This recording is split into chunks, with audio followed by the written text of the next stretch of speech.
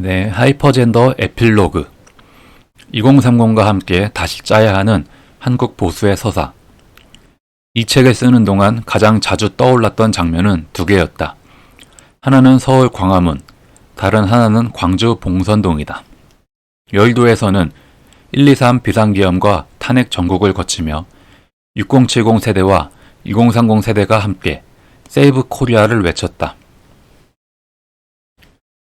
2030은 더 이상 구경꾼이 아니었다. 유튜브와 커뮤니티에서 정보를 해체하고 다시 엮어내던 손가락들이 피켓을 들고 마이크를 잡았다. 윤석열을 지켜야 한다는 감정이든 이재명은 싫다는 거부감이든 그 속에는 공통적으로 이대로 밀리면 우리 세대의 미래가 없어진다는 위기감이 깔려 있었다. 계엄과 탄핵은 이들에게 첫 번째 정치적 실전이자 기성정치에 맞선 최초의 집단 경험이었다.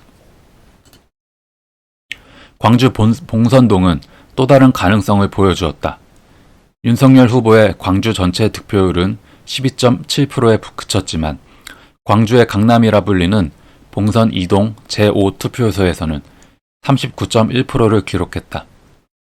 전문직 자영업자, 중산층, 신혼 자산가들이 모여 사는 이 지역에서 문재인 정부의 반시장적 부동산 정책에 대한 반발은 보수 지지로 돌아섰다.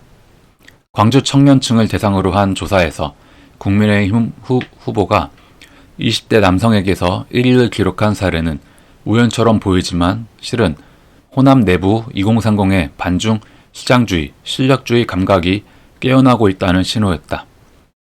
충청은 균형의 지역에서 결단의 지역으로 올라섰다.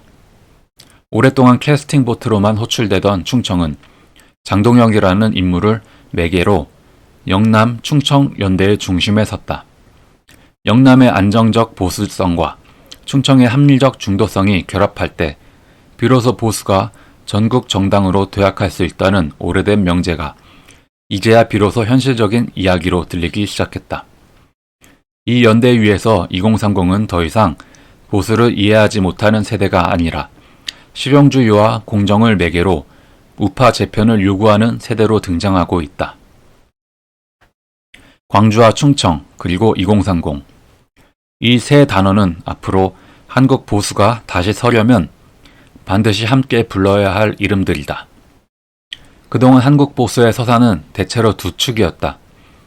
하나는 산업화와 반공으로 상징되는 6070의 기억이고 다른 하나는 민주화와 촉불로 상징되는 4050의 기억이다. 2030은 이 두 서사 사이에서 교육을 통해 진보로 학습했지만 현실에서는 보수적 선택을 할 수밖에 없는 세대로 자라났다. 좌파의 도덕 언어가 지배하는 교실과 미디어 안에서 이들은 역차별과 실업, 군복무와 젠더 갈등, 반중 정서와 코리아 퍼스트라는 전혀 다른 현실을 몸으로 배웠다. 필자가 제안하는 것은 2030과 함께 이 기억의 구조를 다시 짜보자는 것이다. 광주를 영원히 사과해야 할 대상이 아니라 함께 성장의 전략을 논의해야 할 경제 파트너로 재정의하고 충청을 양쪽 눈치를 보는 균형추가 아니라 한번 결정하면 끝까지 가는 결단의 지역으로 자리매김할 때 보수의 지도는 바뀐다. 여기에 2030의 공정, 실용 감수성이 결합하면 보수는 자신을 더 이상 영남 노년의 정당으로만 설명할 필요가 없게 된다. 윤석열의 고난은 그래서 단지 한 사람의 정치적 비극으로 끝날 문제가 아니다. 계엄과 탄핵, 내란 프레임과 사법정치, 팬덤과 디지털 의병단의 결집은 한국 보수가 자기 서사를 되찾을 마지막 기회일지도 모른다.